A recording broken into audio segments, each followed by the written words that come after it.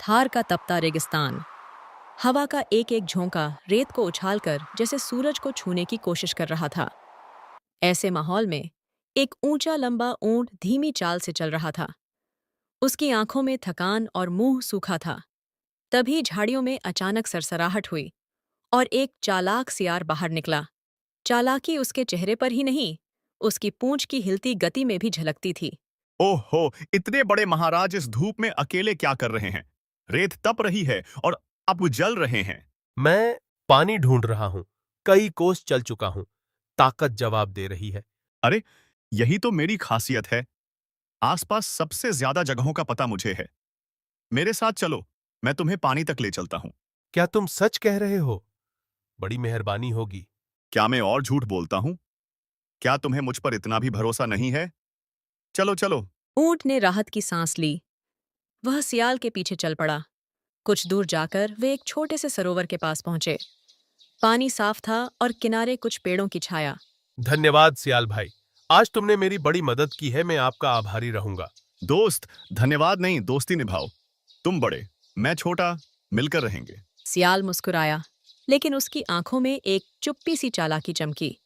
तभी एक कौवा उड़ता हुआ आया और बोला, काव काव, सियाल, नया साथी मिल गया क्या? चुप रे कागा, तू तो हर बात उड़ाकर ले जाता है। तभी झाड़ियों से एक छोटा खरगोश भी बाहर आया और बोला, वाह, आज तो सियाल की बहार है।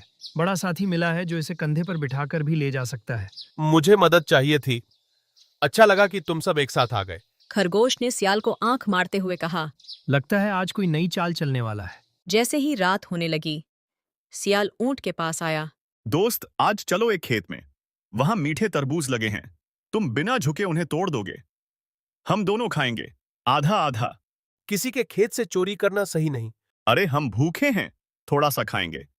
आधा मेरा, आधा तुम्हारा। हम दोनों की भूख भी मिट जाएगी और किसान का क्या ही बिगड़ जाएगा। तभी खरगोश बोला, सावधान रहना, मुझे इसमें कुछ गड़बड़ लग रही है। खाओ सावधान ऊंट, ये भैया आधा खाना कभी नहीं बांटते। तुम दोनों चुप। चल ऊंट, तेरे और मेरे पेट की बात है। भोला ऊंट मान गया।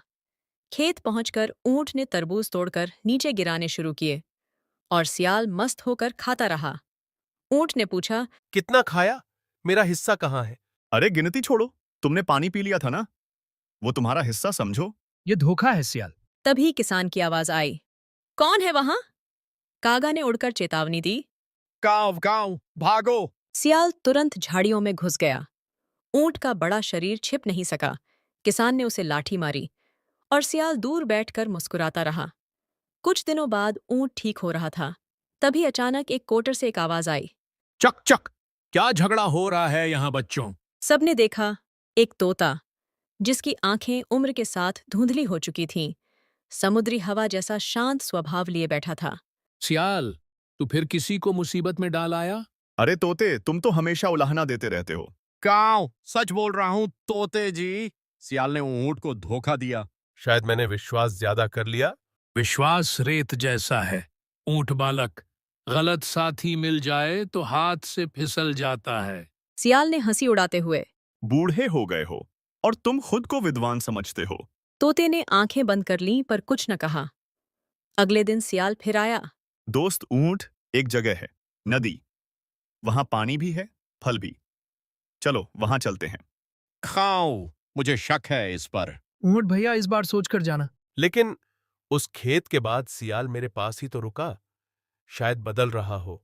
बदलना कठिन नहीं सियाल, पर आदतें पुरानी हो जाएं तो निभाना मुश्किल होता है। फिर भी ऊंट चल पड़ा। नदी तक पहुंचकर सबने पानी पिया, फल खाए। हवा ठंडी थी। सियाल अकेले जाकर सबसे ज्यादा फल खा आया। कागा ने देखा और बोला, काव, ये पूरे फल खा गया है। ऊंट भैया, मैंने पहले ही बताया था हिस्सा बांटना नहीं आता। मैं मेहनत करके फल लाया हूं, तुम लोग बोलते बहुत हो। तभी चालाक सियाल के मन में एक युक्ति आई।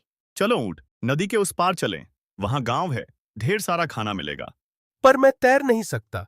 इसीलिए तो मैं कह रहा हूं, मैं तुम्हारी पीठ पर बैठ जाऊंगा। पानी उथला है। सियाल की बातें धुएं जैसी हैं, साफ नहीं दिखती पर आंखें जला देती हैं। बूढ़े तोते, तुम्हें डर लगता है, वो मेरी गलती नहीं। ऊंट चल पड़ा। पानी गहरा निकला। ऊंट लड़खड़ाया। सियाल उसकी पीठ पर चढ़ चुका था। कागा और खरगोश किनारे से चिल्लाए। सावधान। ऊंट भाई वापस आओ। नदी के बीच पहुंचकर सियाल बोला। ऊँट, क्या मैं एक गीत गाऊं?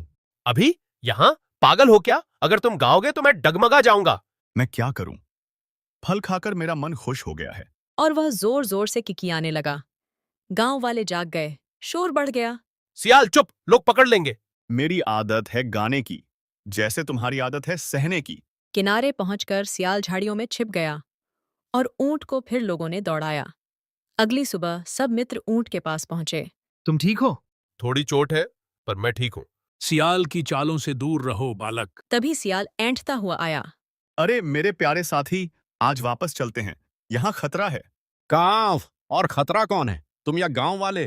तुम सबको बस मेरी बुराई करनी है। हम तो सच बता रहे हैं। ऊंट इस बार चुप रहा। सियाल फिर ऊंट की पीठ पर बैठ गया। सभी मित्र किनारे ही रह गए। नदी के बीच पहुंचकर ऊंट अचानक रुक गया। अरे क्या हुआ? जल्दी चलो। कल तुमने कहा था, फल खाकर मेरा मन खुश होता है, इसलिए मैं गाता हूं। याद है? तो आज मैंने भी पानी पिया, और पानी पीकर मेरा मन भी खुश होता है। इसलिए अब मेरी बारी है गौर करने की। सियाल की आंखें फैल गईं। नहीं नहीं नहीं, ऊँट तू चुप रहेगा, लोग आ जाएंगे। ऊंट जोर जोर से आवाज निकालने लगा। शोर पानी पर गूंज गया। ऊंट ने अपना शरीर हिलाया। शियाल फिसलकर नदी में गिर पड़ा। किसी तरह तैरकर सियाल किनारे पहुंचा। इधर गांव वाले उसे देखकर दौड़ पड़े। कांव, अब समझ आएगा। भागो सियाल भागो। सियाल जान बचाकर जंगल की ओर भागा। ऊंट धीरे धीरे नदी की दूसरी तरफ पहुंच गया। आज तूने बुरा नहीं किया। तूने सिर्फ सियाल को उसके कर्मों का फल दिया। मैंने उसे चोट नहीं पहुंचाई, सिर्फ समझाया। सियाल झाड़ियों से थका हुआ निकला। उसकी आंखों में पछतावा था। ऊँट, मैं गया नहीं हूं, पर आज समझ आया कि चालाकी और दोस्ती साथ नहीं चल सकती। दोस्ती वही जो मुश्किल में साथ दे। तुम 3 बार मुझे मुसीबत में छोड़कर भागे। गलती वही होती है जो दोहराई जाती है। अब फैसला तुम्हारा है।